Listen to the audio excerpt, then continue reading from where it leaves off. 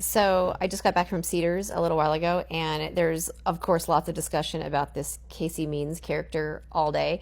And it's been really funny to see all of the opinions online, but here's kind of my 2 cents as like a real surgeon.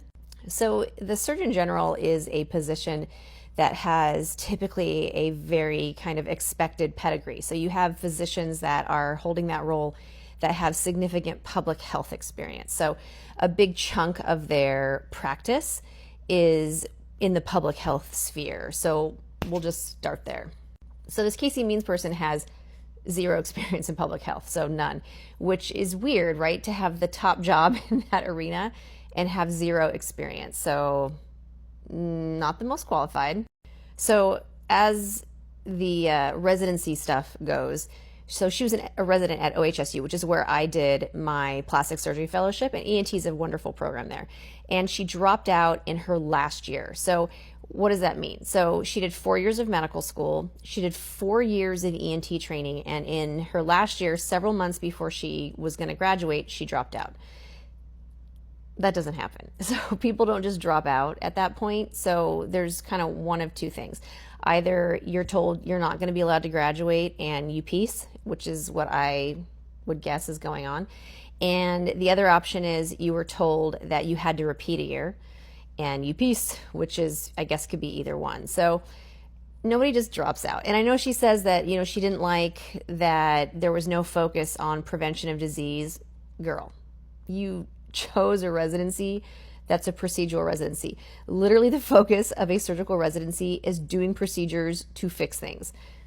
It's not on preventative medicine. Like, what a stupid thing to say. No one is choosing a surgical residency when the focus of their career they want is going to be preventative medicine. That's not what we do. And like say you did decide at some point that, hey, I don't want to be a proceduralist. I just want to do something else. Then you leave. You leave surgery and you do something else. Surgery has a very high dropout rate. People can't hang with surgery for a variety of reasons. You don't wait till your last year. I've never seen someone who decided that surgery was not their jam stick with it for that long and then leave right before you graduate. Even if you made it that far and you decided you wanted to pivot, it's still beneficial to finish your training. So, yeah. There's also a lot of discussion about the fact that she doesn't have a license and people just fully not understanding what our licenses mean and what board certification means, because that terminology has been usurped by other types of medical practitioners.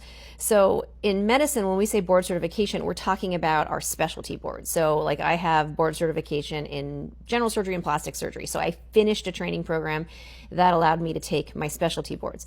But we take other boards, which is not what we mean by board certified. So you take 3 different tests called the USMLE, steps 1, 2, 3.